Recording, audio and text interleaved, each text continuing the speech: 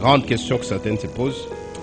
Mais aussi, un des grands doutes que les gens ont, c'est de croire en la résurrection physique et corporelle de Jésus.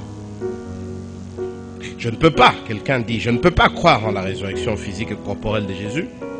C'est purement impossible. Un homme ne peut pas revenir de mort. Quand on est mort, c'est fini. Et puis après, qui d'autre est déjà ressuscité des morts? Qui d'autre avez-vous déjà vu ressusciter des morts? Certains d'entre nous n'osent même pas dire ça ouvertement. Certains d'entre nous le pensent. On ne peut pas le dire à haute voix. Je me souviens encore une fois, nous étions à l'enterrement de quelqu'un avec un ancien d'une certaine église dont je tais les noms. Et dans la voiture, il dira, nous enseignons aux gens que quand tu meurs, tu vas au ciel, mais il n'y a que Dieu qui sait. Ça, c'est un ancien d'une église, soi-disant chrétienne. Pourquoi les disciples ont tenu bec et ongle à dire à tout le monde que Jésus était ressuscité, même jusqu'au point de mettre leur vie en danger? Eh bien, la réalité, c'est qu'il y avait un tombeau vide. Et ils ne pouvaient pas enseigner autre chose à part ce qu'ils savaient être vrai. Pourquoi il y avait un tombeau vide? Il y avait un tombeau vide parce qu'il y avait dans ce tombeau, évidemment, un Jésus qui était mort. Si vous regardez Marc 15, verset 42, on voit. Verset 42 jusqu'à 47, on nous relate la fin et comment est-ce que Jésus a été enterré.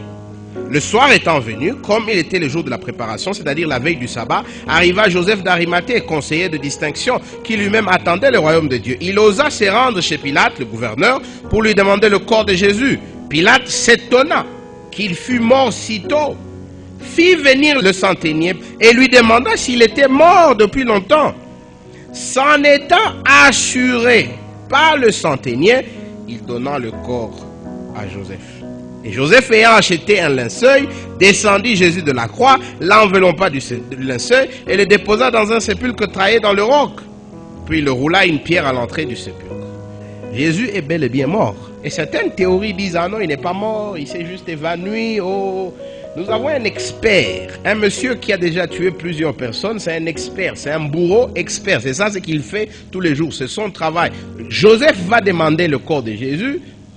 Le gouverneur de province, ce n'est pas n'importe qui, demande au centenier qui était chargé de l'exécution de Jésus, est-ce que ce monsieur était mort?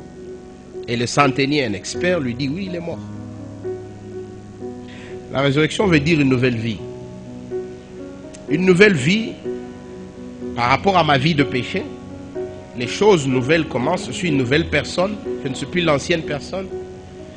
La résurrection aussi veut dire une nouvelle vie par rapport à des milieux comme le nôtre, où le péché crée le chaos à gauche et à droite. Qu'est-ce qui nous donne l'espoir?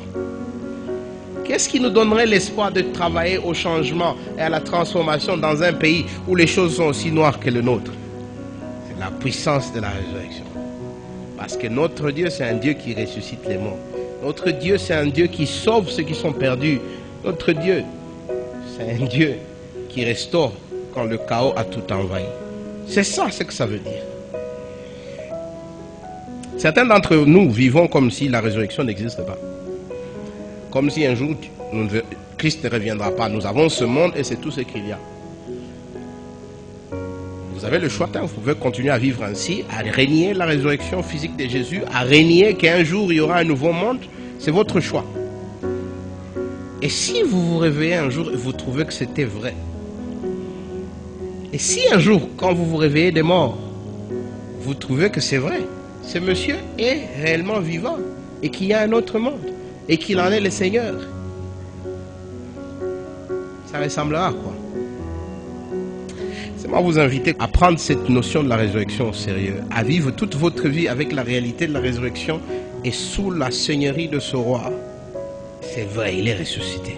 Je sais que rien ne pourra jamais me séparer.